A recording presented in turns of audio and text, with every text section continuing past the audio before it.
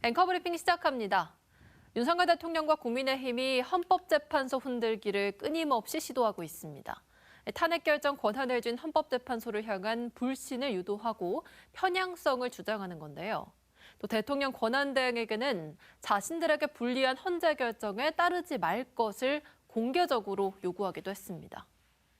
지난 1일 윤 대통령 측 대리인단은 공정성에 심각한 우려를 보인 문형배 정계선 이미선 헌법재판관은 즉시 회피해 탄핵 심리의 공정성을 확보해야 한다고 밝혔습니다. 윤 대통령 변호인단은 재판관 개인이나 가족의 성향을 문제 삼으면서 사법체계를 흔드는 행위를 일삼고 있고 변호인단의 이런 행태는 국민의힘의 기조와도 맞닿아 있습니다. 권성동 국민의힘 원내대표는 마흔혁 재판관이 임명되면 9명의 헌법재판관 중에 4명이 우리법 연구회 출신이라며 최장목 권한대행은 임명을 거부해야 한다라고 주장했습니다. 이와 함께 권영세 국민의힘 비상대책위원장은 마흔혁 헌법재판관 후보자와 일부 헌법재판관들이 과거 속했던 법원 내 연구 모임, 우리법 연구회를 법원 하나회에 비유했습니다. 과거 전두환 씨가 12.12 군사반란을 주도한 군대 내 사조직을 현재 해체된 법원 내 연구 모임에 비유한 것입니다. 이처럼 여당 지도부는 마흔혁 헌법재판관 후보자 임명 저지를 위해서 우리법 연구회 악마화에 나섰습니다.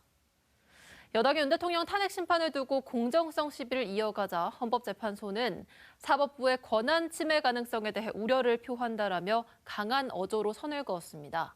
천재현 헌재공보관은 대통령 탄핵 심판의 판단은 헌법과 법률을 객관적으로 적용함으로써 이루어지는 것이지 재판관 개인의 성향에 따라 좌우되는 것이 아니다라고 강조했습니다. 이처럼 사법부 불신을 조장하는 배경에는 헌법재판소가 윤석열 대통령 탄핵을 인용한 경우 불복하려는 의도가 깔려 있다는 지적이 나오고 있습니다. 우리 사회에서 끝까지 가자. 그 말은 법대로 하자입니다. 법대로 하자고 했을 때 그 법대로를 누가 판단하냐? 판사급 재판이에요. 법원이에요. 근데 거기를 마음에 안 든다고 때려 부숴버리면 이제 우리 사회는 갈등을 해결할 주체가 사라지는 겁니다. 무법천지로 가자는 거예요. 축구하다가 심판을 때려 부수자는 얘기예요. 그럼 누가 파울인지 아닌지 이제 내가 원하는 대로 판단하겠어. 그건 경기가 안 되는 거예요. 이거는 나라를 완전히 망치는 길이거든요. 뭐 영장 쇼핑이다. 관할도 없는 데서 왜 영장을 발부하냐. 뭐 이런 식으로 사실 비법률적인 주장들이거든요. 전혀 법적으로 맞지 않는 주장인데 그럴듯한 변호사가, 그럴듯한 저명한 법률가들이 거기 연단에 서가지고 선동을 하니까 저런 사람이 저렇게 얘기하면 맞는 말이겠지 라고 추종하는 거예요. 그런 사람들 정말 책임 물어야 됩니다. 뭐 때문이냐? 다 자기 정치하는 걸로 보여요, 저는. 본인들이 다 정치의 꿈을 꾸고 있고 정치를 하지 않더라도 변호사로서의 사회적 영향력을 키우기 위해서 한낱 밖에서 지금 목소리 내고 있는 극우 지지자들의 환호와 박수가 나한테 조금 오지 않을까라는 기대 속에서 사법부를 망가뜨리면서까지 자기 이익을 위한 행동을 한다. 저는 그렇게 평가해요.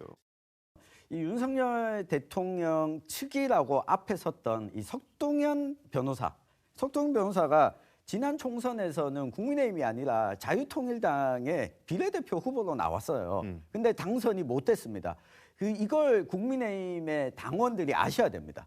그러니까 본인이 소위 말하면 그 아스팔트 우파들 사이에서 조금 더 지지를 얻어보겠다고 지금 윤석열 대통령 탄핵 심판 와중에 변호인을 자처했지만 본인이 또 재판정에는 나오지 않아요. 그리고 또 한 명의 그 윤곽금 변호사, 여기도 검사 출신이고 윤석열 대통령과 이 관계를 끊임없이 이야기를 하면서 본인이 이 국회의원 선거에 여러 번 낙방했습니다. 아, 이때가 나의 정치적 기회다라고 하는 것이 고스란히 드러나 있다고 보시면 좋겠습니다.